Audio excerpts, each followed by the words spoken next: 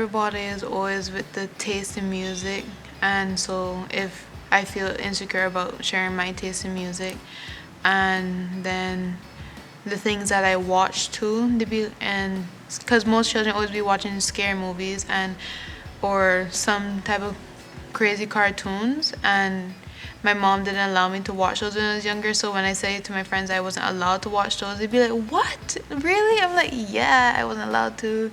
So it kind of affect my social life a little bit.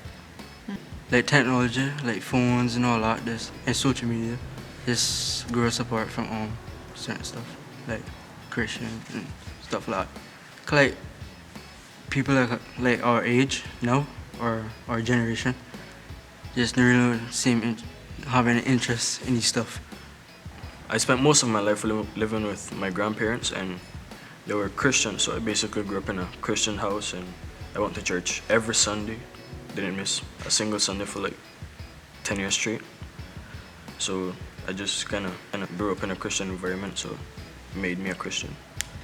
Being a teenager in 2019 is pretty tough because they have a lot of expectations for you. I mean, it kind of like how it is in the olden days where they treat you, they tell you to act like adult, but yet they still treat you like a child in some ways. So it's kind of hard to deal with it. And then the fact that we have more technology coming out nowadays. So teens nowadays tend to keep to themselves. I know I do sometimes. So it's pretty hard to open up with people closer to you, especially like when you're an introvert most times. So it's pretty here and there every now and then. I believe there's more introverts now because people tend to like I said before, they're always on their phones. So they can probably make a friend online and always want to talk to that friend when they have friends in person where they don't really want to talk to them that much. There are lots of things that could distract you at my age from being a Christian and going to church and stuff like that. Things like social media, or just like calling yourself a Christian in general around your friends, because some people could make fun of that. Some people might not, but most people would. To me, honestly, I don't know. That's why I'm still going to church, trying to find that answer, you know? I wasn't really born. Some people, like, when they're born, like, they're born because their parents Christian, they went to church. I wasn't doing that. My mom started going to church after my father was murdered because she thought if she went to church and devoted her life to Jesus, then God wouldn't take anyone special to her.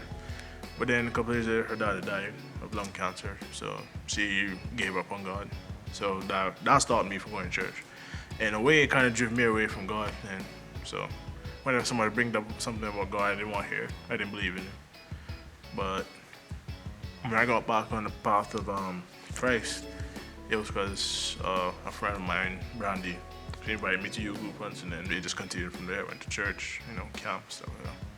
The church nowadays is more because teens nowadays they're more into music and like the new pop music or whatever, and church still doing that old music where they go like na na, and then that kind of like throws off the children from coming back to church. And then the sermons always are too long and boring, and it doesn't brighten their eyes, and it's kind of feel like school to them, even though sometimes school is a little bit pipe up or whatever you like to say.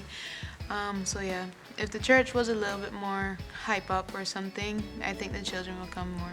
He's basically like he's in everything, like he's in everybody's mind and all that. So he can give other people the knowledge, or yourself or whoever the knowledge to go and tell other people about him, and or share his word online or something like that, and that can inspire other people to do that too, and or to tell other people as well and watch it. So that's what he has.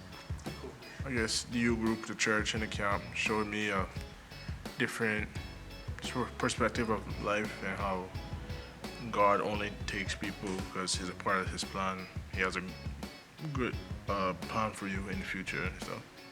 So I guess that's it. All I can say is don't let people tell you that God is full of nonsense. Because recently, I think it was yesterday, my construction teacher told me that God is in everything. Because he said, you know how you buy a car and it always comes with a manual, so like whenever you need to fix it, you can just show in the manual. The Bible is the manual to the life that God gave you. So I'm just saying, don't listen to people, like if they teach them about being God, I mean, that's your belief. They can't arrest you for that, or they can't really discriminate you because that's what you believe and that's what you set your mind to. So I guess.